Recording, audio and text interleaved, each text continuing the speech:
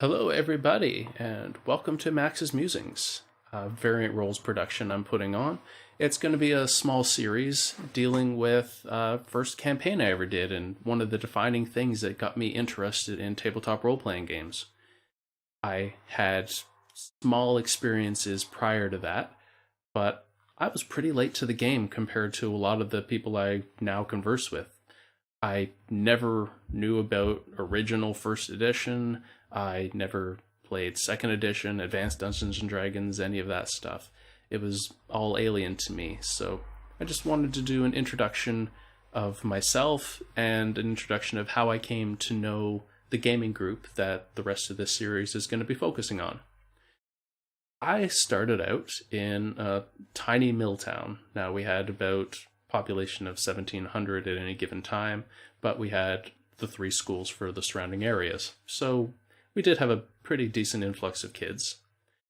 But the town itself had nothing for geeky promotion beyond a gas station that sold a few comic books. So I started off on cable Generation X and X-Force, and that was, other than cartoons, that was it. That was all we had.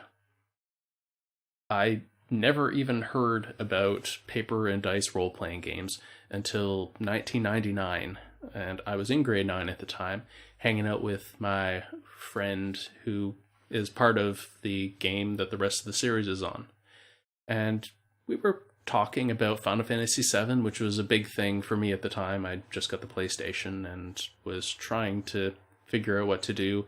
At the time, I didn't even know levels meant character progression. I thought it was still stages, like story progression. So a friend of ours who was grade 12, getting ready to graduate, but knew my friend from living down the road from him, starts talking about paper and dice role-playing games and playing with his sisters. And I just started listening to this, and it was a strange concept. Now, we'd had the internet in my house since 97, and I had been in chat rooms doing role-playing games where you just tilde, here's my action, tilde. And there was no refereeing, it was pretty free-for-all. And as it went and he kept talking about this, it sounded interesting, but I could not wrap my head around the concept of playing a game where you couldn't see pieces on a board or characters on a screen. It was something I just kind of filed to the back of my mind and thought, okay, that's a thing that exists. So as I got older, I got into things like Mage Knight, which kind of started my obsession with minis that I still have to this day. I even still have some of those Mage Knights, and Magic the Gathering. So I wasn't completely out of the loop.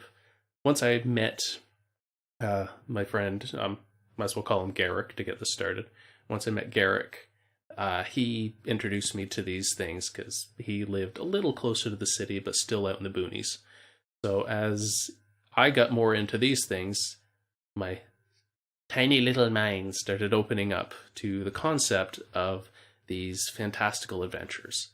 At the time, I didn't even know about high fantasy as an option. Like, the concept of an elf was still little gnome-like figures about that tall with red pointy hats.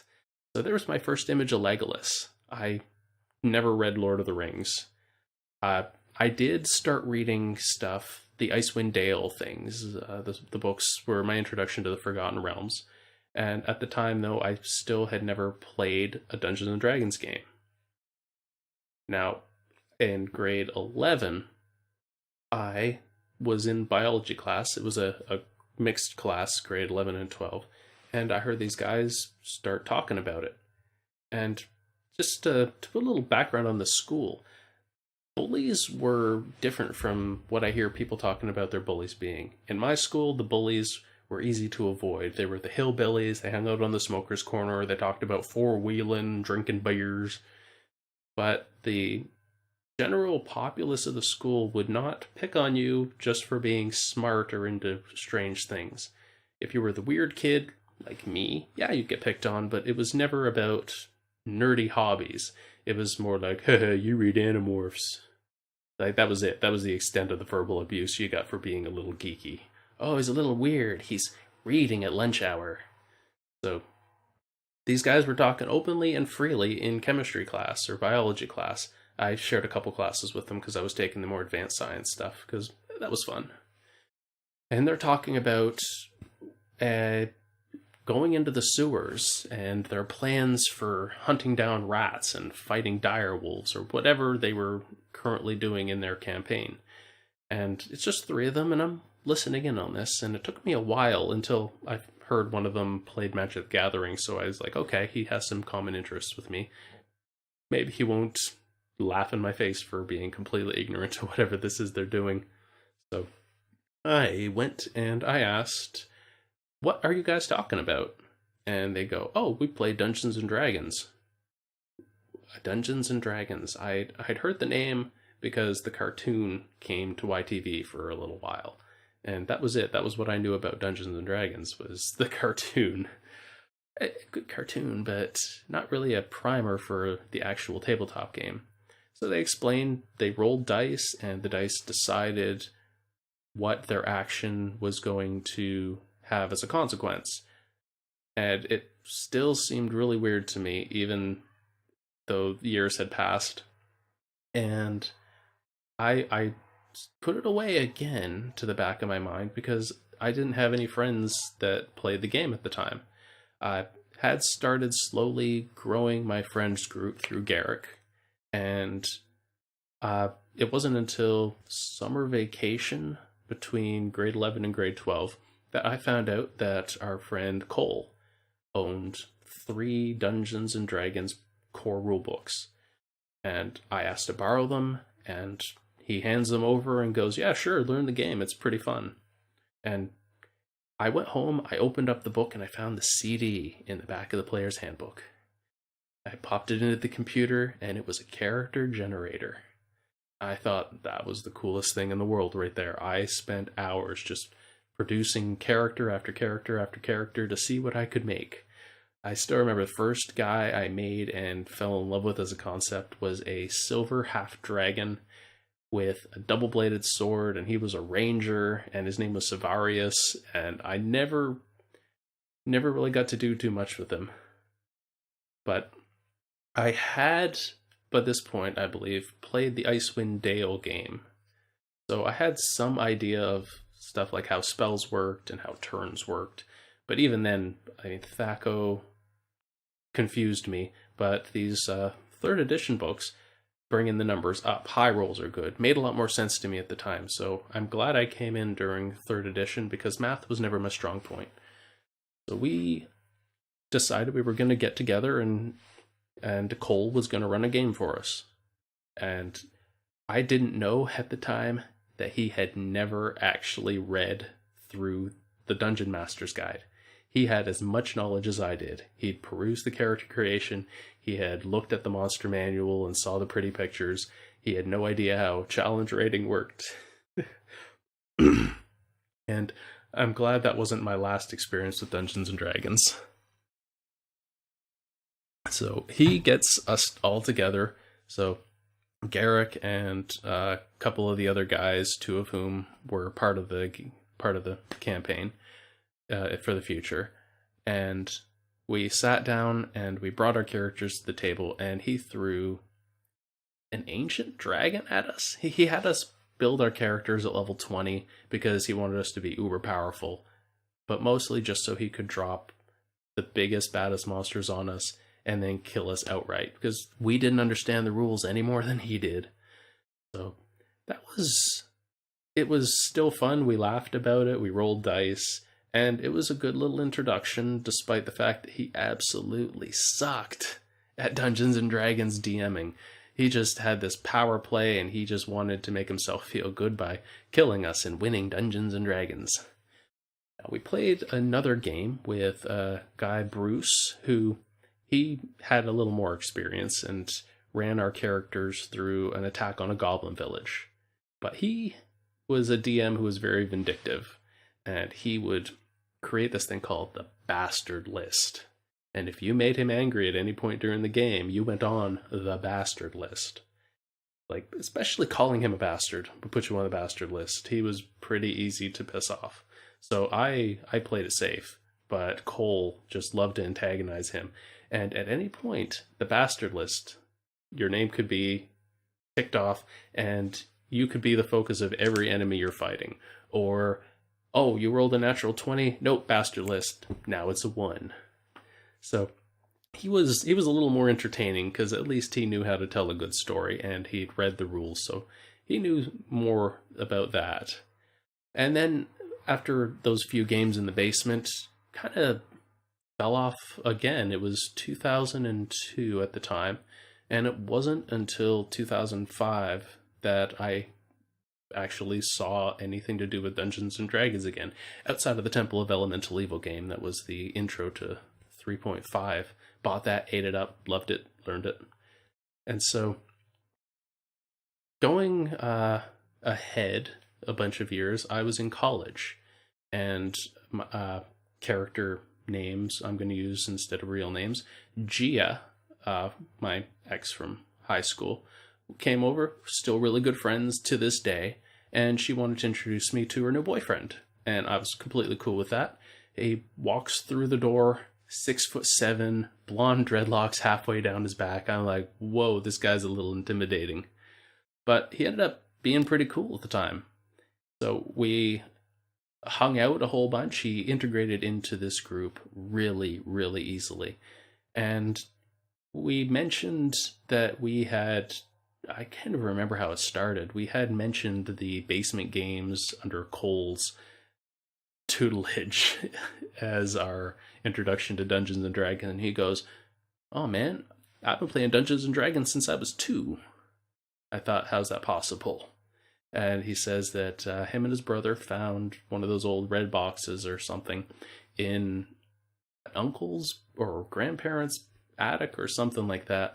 And his brother was 6 at the time. And the two of them and their friends just started rolling the dice and figuring the game out. And he had been DMing for a long time, so he offered to run a game for us. And that game was just 8 months of joy and pure rage and angst. It really taught me who my friends were at the time and who I really, really could have done away with and never missed them. But it was a learning experience, and to this day, like I have said, it's one of my favorite memories to go over. So the group came together, and all of us had been friends since high school. There was Cole. He tried to come but he started getting attitude issues near the end of our friendship, and felt like he'd been replaced by the new dungeon master. And so he came to session 0, and we had Garrick, Gia, Logan, and Liam. Those character names are going to be a big thing to remember. Each one had a very, very different play style, and part of this is going to be talking about those experiences playing with each one of these different play styles. So we all got together at the Dungeon Master's house, and he rolled us through session 0 to get us started, and we all sat down. So the characters created were Garrick, who was a human sorcerer.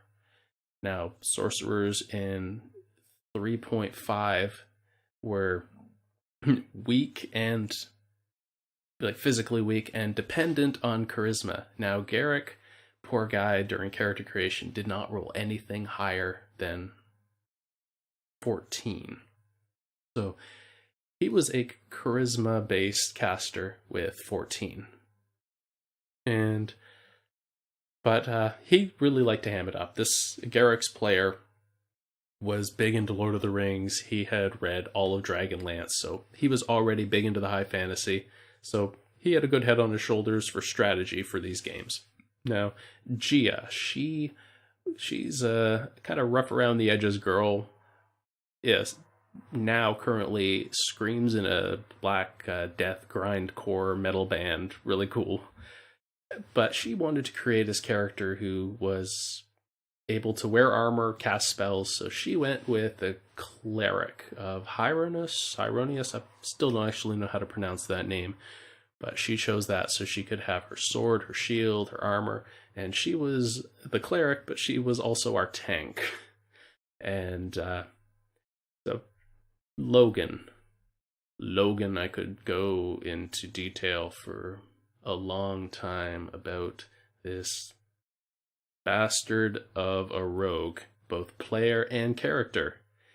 He became antagonistic, not just between our two characters, but to me. And he was a roommate who I had convinced to leave his parents' house to move in with me. And he got his jollies by making my life miserable. And in the game, it kind of came to a head. So he chose a elven rogue who put all of his stats into thievery and lying. So by the end of it, his bluff was his absolute highest thing, pickpocket and stealth and things like that. But he was the reason I've come to hate the phrase, "But it's what my character would do. I'm chaotic neutral." No.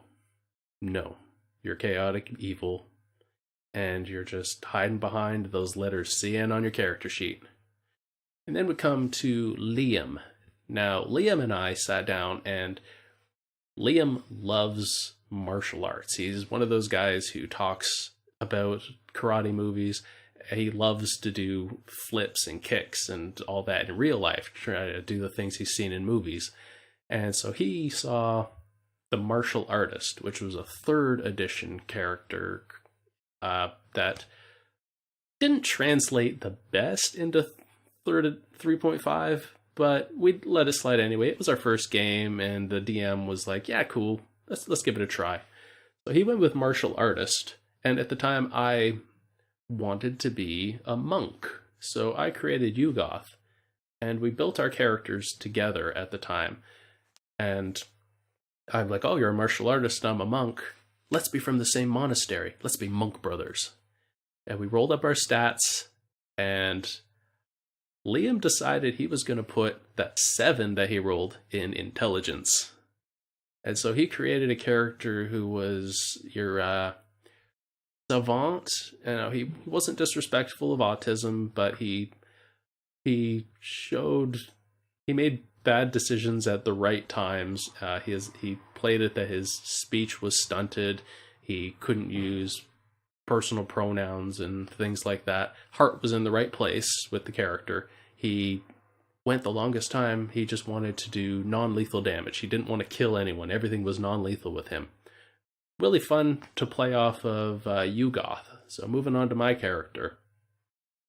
For some reason, despite 3rd editions, half-orcs really didn't get much. They were stronger, and they had... I don't even remember if they had dark vision at this point. It became obsolete later on, but we'll get to that.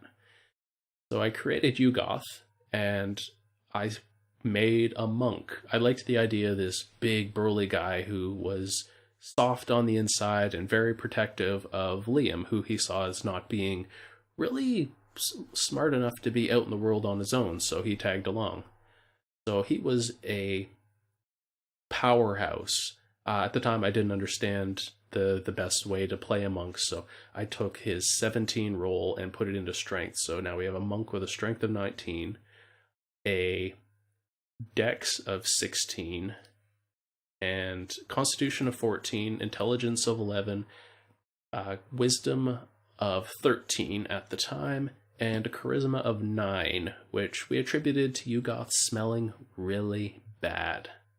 Personal hygiene, I'm not the one that came up with that. That was one of Logan's first things to just try and mess with me.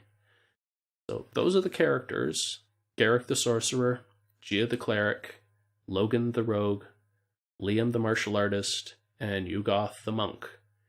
And if you're following along with that, we only had one character that could wear armor higher than leather, and one character who could wear leather, and then 3 characters who couldn't wear armor. So we were squishy without being squishy, but we had 3 characters who were never disarmed. So it's not your typical every party has a fighter, a cleric, a ranger, a thief, and a wizard. We had a really strange group going into this.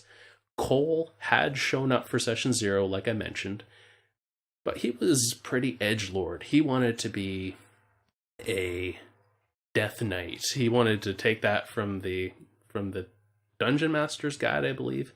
He wanted to be that. He was trying to talk to the Dungeon Master about he wanted to be the villain, trying to infiltrate us, even though he was obviously the Death Knight. And but he never came back. He took himself out of the group pretty soon after that.